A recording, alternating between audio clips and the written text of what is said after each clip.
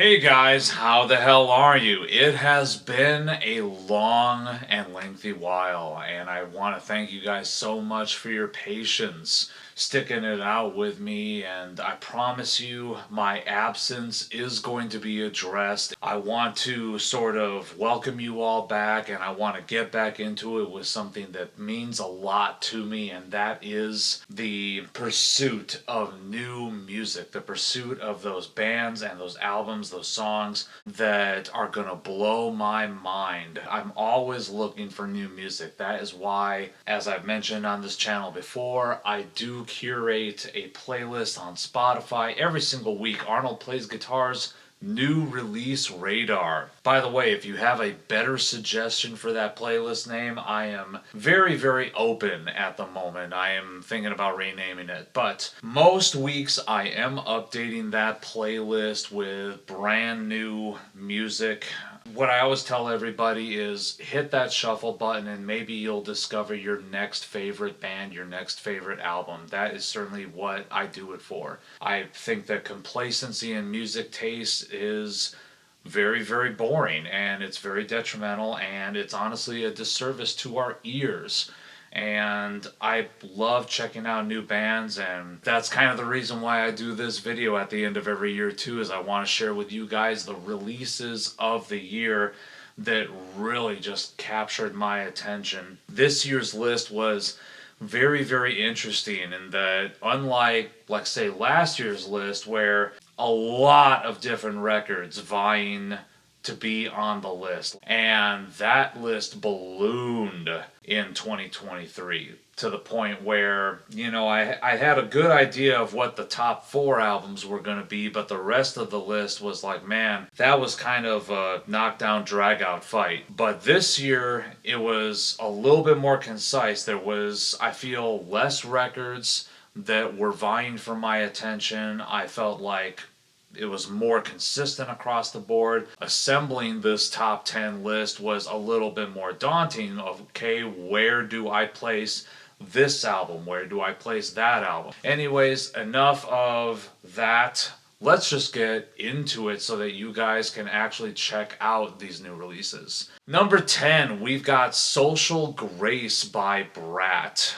This is a band that I sort of fell in love with about maybe a year and a half ago. Was going through a very, very angry music phase, and their sort of power violence, grindcore, hardcore, thrash kind of amalgamation really, really spoke to me. They call it bimbo violence or bimbo core, something like that. It's just something that is very, very angry, but there is a certain layer that is in there, like slightly whimsical, and you can definitely catch whiff of this if you ever see this band live. I've had the pleasure of seeing the band live. They really bring it in the live setting, and this new record from them was everything that you've come to love from the band up to this point. Thrashy riffs, hardcore riffs, a little bit of beatdown thrown in there, a little bit of D-beat, a little bit of two-step, even a little bit of blasting in there. It was just a great record start to finish. Next up is a band called Vimur, which I hope I'm pronouncing that right. A black metal band out of Atlanta, Georgia. This record just really spoke to me. It was the black metal album of the year to beat for me. And even though a lot of other great black metal albums came out, I felt like I just kept going back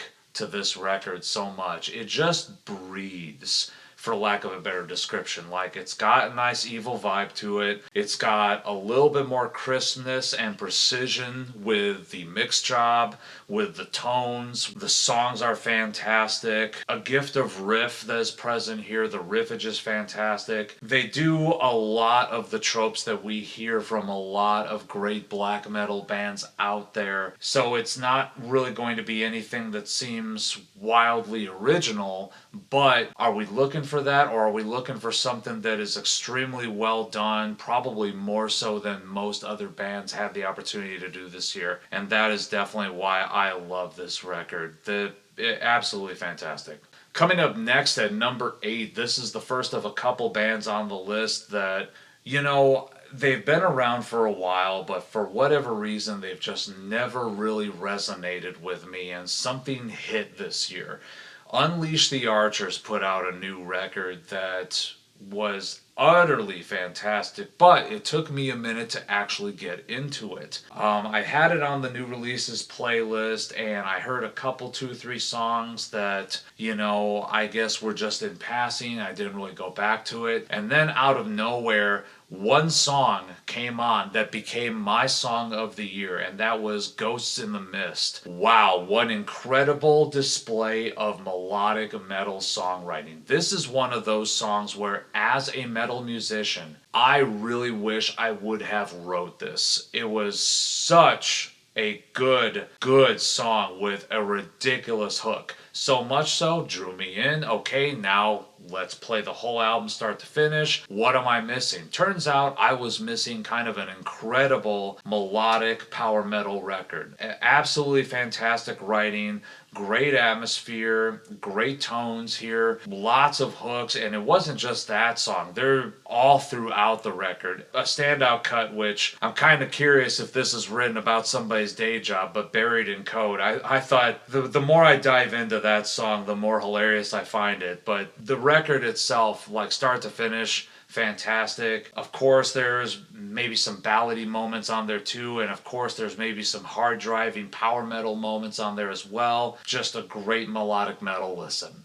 Okay, and now let's dive into some stuff that's a little bit more abstract, a little bit more avant, a little bit more out there and original. I want to bring to your guys' attention a band called Devenial Verdict. This record blew my mind, and I'll tell you why. Take a look at that logo. What do you think the sound of this band is based upon that logo? If you're thinking old school death thrash maybe, yeah, okay, I'm kind of with you on that. Take a look at the cover art. Does that kind of scream that maybe this is another band in the long line of sort of celestial, atmospheric, reverb drenched death metal that's been coming out lately? Yeah, that would be the vibe that you would get from looking at this cover art. But if you dive in, if you say, okay, let me listen to this with fresh ears, wow, are you rewarded.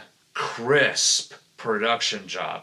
A beautiful mix. The guitars, not awash in reverb like you would think. It's a little bit more awash in chorus. It's got this really interesting chorus effect that's basically all over the record. Of course, plenty of atmosphere. Of course, plenty of reverb.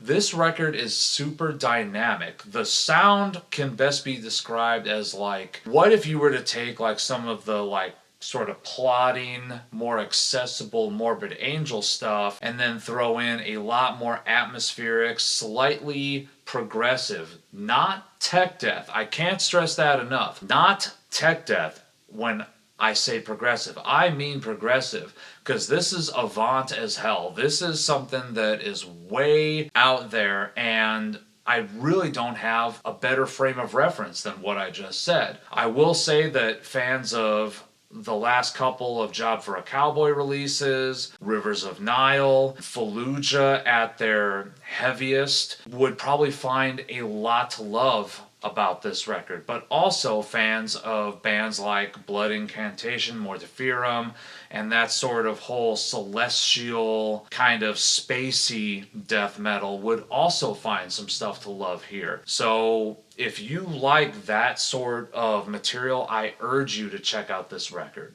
Sticking with the theme and going with something a little bit more original, a little bit avant, let's go with Folterkammer, because this is just really interesting. Black metal with operatic female vocals.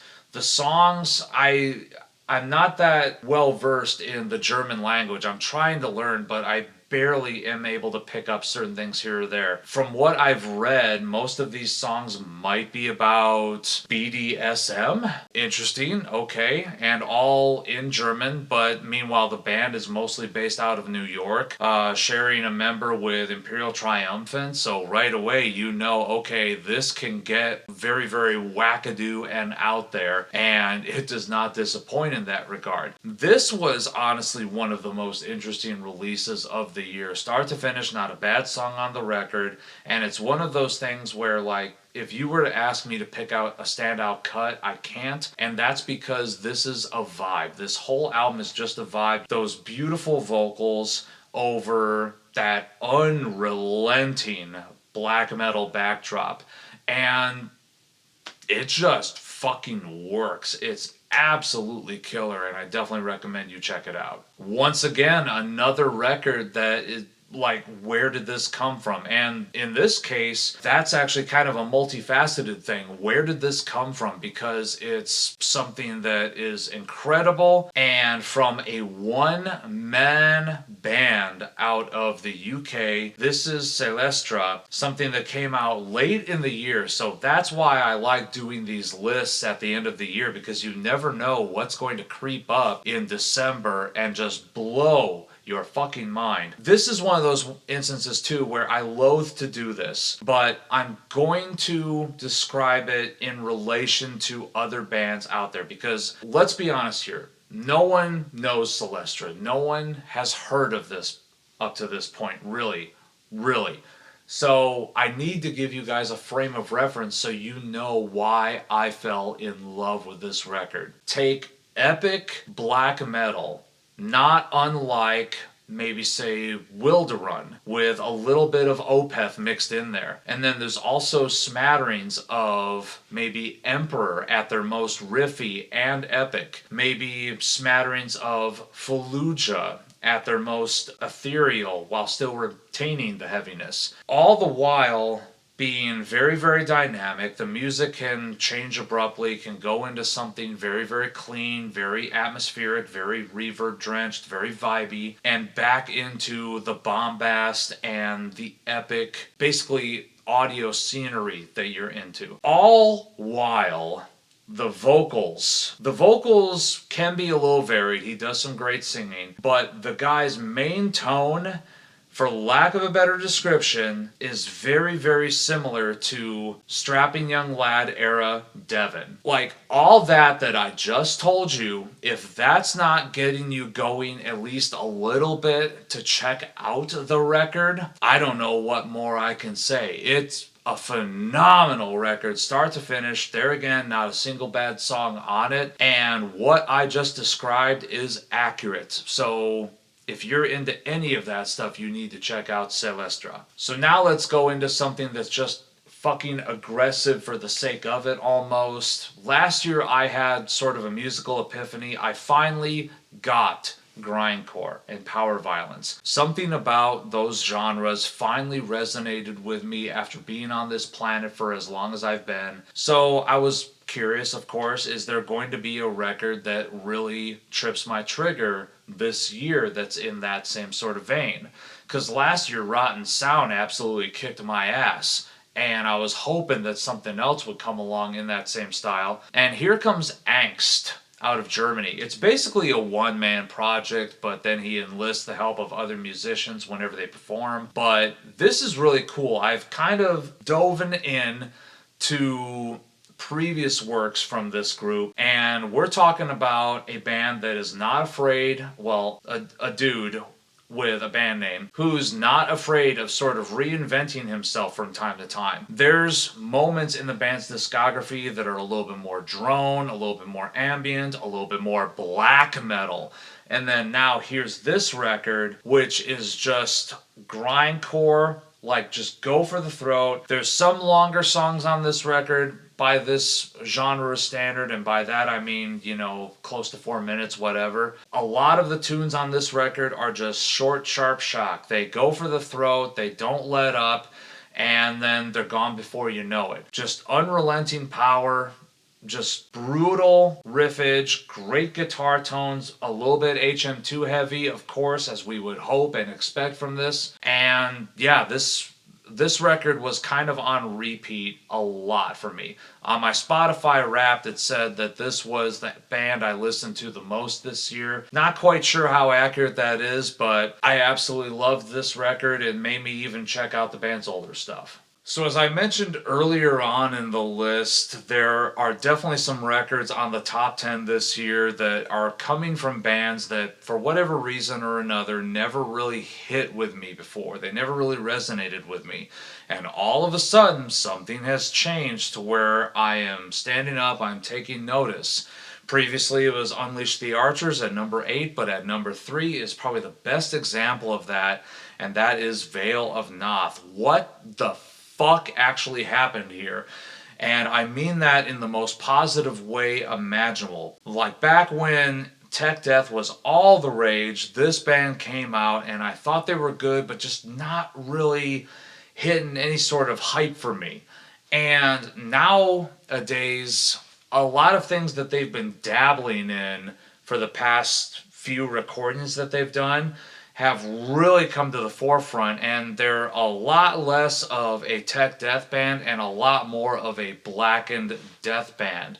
I can only imagine that the new lineup is also lending to it as well, because basically the band these days share three-fourths of their lineup with Abigail Williams, including vocalist Ken Sorceron.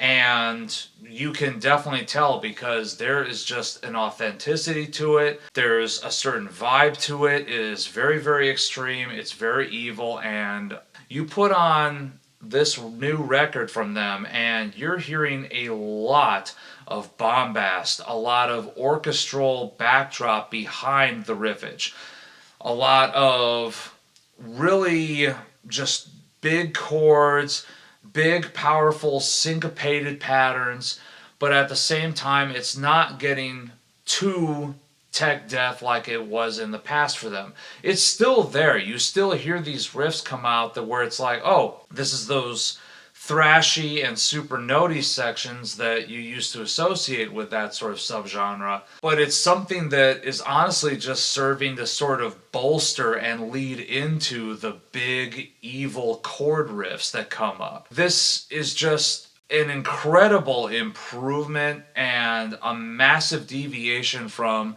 the Vale of Pnath that I knew from back in the day. And I'm very, very happy with it. I'm very excited to see where it goes from here.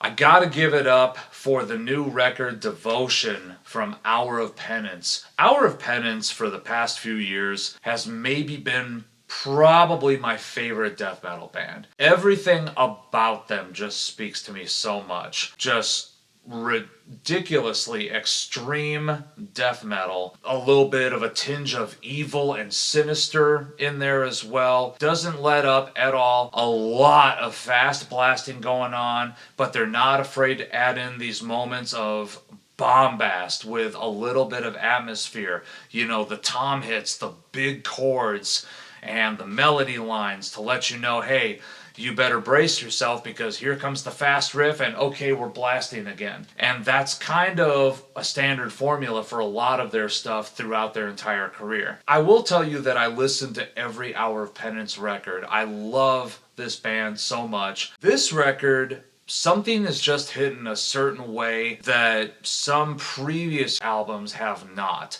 So I think that coming out of a little bit of a rut, I can't even really say that now that I think about it, because this is a band that I can't say that they've ever put out a bad record. And I would even go so far as to say that's an understatement. They've never put out an album that was just good. They've never put out an album that was just great. They've always put out amazing stuff. But something about Devotion is a step in an even more extreme direction, I feel, for a band that has never, ever really deviated too much from its course. Brutal, intense riffage, a little bit of dissonance thrown in, thoroughly evil vibe throughout without getting too into the sort of blackened death metal thing. It's way more death metal than anything, just with a nice evil undertone, for lack of a better description. And with a killer mix job to boot. Okay, finally, the album of the year. This is a record that I was eagerly anticipating. I knew it would rule, but I didn't think it would just hit me this hard. And yes, I am wearing a shirt from the band Garia. Their new album, Coma. Holy sweet fuck, what a perfect album. Perfect album, start to finish. Zero bad songs. The gift of riff that this band has. Not a dull moment to be found on this record either. There's standout cuts throughout, but literally, if you were to look at how I've rated this album on my Spotify, for example, you know they give you that option to like the songs that you like and they get added to a special playlist. Every single track on this record has that little heart icon by it. I loved everything on it. This is a band that you almost think that they've got something to prove, because the last record came out, there was then some lineup shifts that happened. They toured behind that record, but some slight shifting around a little bit. The guitarist and main songwriter ended up becoming the group's frontman. This record, I feel like it's his statement of, yep, this is Garia going forward. We're not going away. Oh, and by the way, here's the best fucking record that we've ever done. I mean, you can pick any song on this record and just be wowed by the extreme black metal riffage, the blasting, and then out of nowhere here comes the groove. There's a little bit of sort of post-metal nuance that comes through from time to time. It's one of those things I can easily ramble about. What I'm gonna just tell you is just go check out the record. If you need a jumping off point, you can start the record from the beginning or go to the title track and just listen to that first riff hit you like a sledgehammer. And then come back and tell me that I'm wrong. Tell me that this isn't the best record that this band has put out. I would vehemently disagree. So there it is, guys. That is my top 10 records of 2024. Thank you for sticking it out with me. Thank you for your patience as well. I know this has been an era of uncertainty with me and with the channel, and it's because of a whole lot of stuff that's been going on in my personal life. You'll see the change of scenery right here. You guys will hear a little bit about that in the coming videos. The next couple videos that you're going to see on the channel actually will hopefully answer a lot of questions that you have. I can only say that I appreciate you guys, and I'm ready to get back at it. I'm ready to start kicking ass again, playing some Get Fiddle for you, unleashing all sorts of metal tinged opinions on the masses once again. And I can't thank you guys enough for being there for me and for coming back to me now. Anyways, thank you guys so much. And please, please remember, take what you do seriously. Do not take yourselves too seriously.